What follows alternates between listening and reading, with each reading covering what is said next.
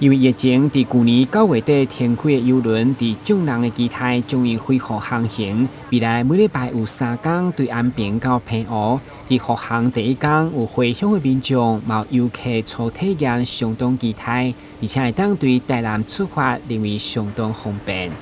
出去那个散散心嘛，看一看那个澎湖的风光，是这样。特别是疫情过后，对不对？对，就跟那个家人一起去那边玩一玩这样。第一次搭，应该体验会不错，对。有没有特别规划怎么样？怎么想说要骑脚踏车？因为过去工作顺道可以过去骑没有骑过的地方，这个体验还蛮新鲜的，因为主要是从台南出发这样子。因为之前我们要搭的话，都要从嘉义或者高雄比较远的地方。对我们住台南的人来讲，就会比较不方便。一透早市长委托伫高雄部航港局甲一个民代陪同亲自上船来体验。虽然船重1万公吨，会当载800人，相当的平稳，但时速高达36海里，竟是成为世界上紧的飞船，会当大速地航停。对岸边到澎湖大约2点钟，市长都来亲切甲游客请安问好，嘛伫交通部的见证，向大家推荐到澎湖上舒适的选择。非常高兴的迎来我们丽娜轮的台南澎湖航线又要开始开航了。那这个航线是每个礼拜3、每个礼拜5、每个礼拜天，1个礼拜3个航班。那我相信，如果接着下来，随着旅游旺季的到来，可能航班还会再继续增加，我们也乐观其成。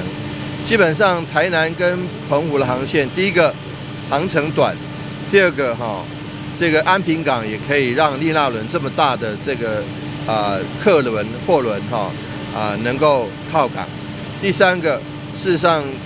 它的一个效益观光效益或者是往来台澎中间的效益是最高的。第一个，它是我们国内最超过万吨级的客货轮。那因为它可以载客774人，也可以载车350部所以过去在我们的备援的计划里面呢，其实扮演很重要的角色。第二个，丽娜轮其实也是郭世良是李东升来啊，通过我们航许可的这个高速船现在所有国内的高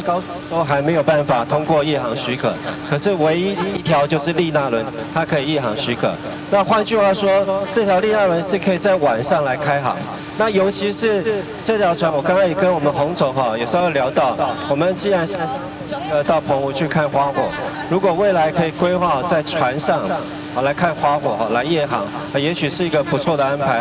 面对澎湖航线伫南台湾重新启航，身为台南观光旅游的那些公路，游玩嘛把握机会来体验到宣传。今天是丽娜轮的台南到澎湖的首航那我们也跟着市长来到船上来看到他们的这个view是非常的美。那刚刚董事长也有介绍到这个轮船是非常的平稳的，那在搭乘的时间上呢也非常的快速就像搭高铁一样，2个小时就可以到达了。所以在快闪活动或者是年轻朋友在时间上的拿捏上我觉得在安排旅程都可以来一趟台南澎湖之旅，享受一下澎湖的美景，再回来台南住宿旅游我们台南的古都之美。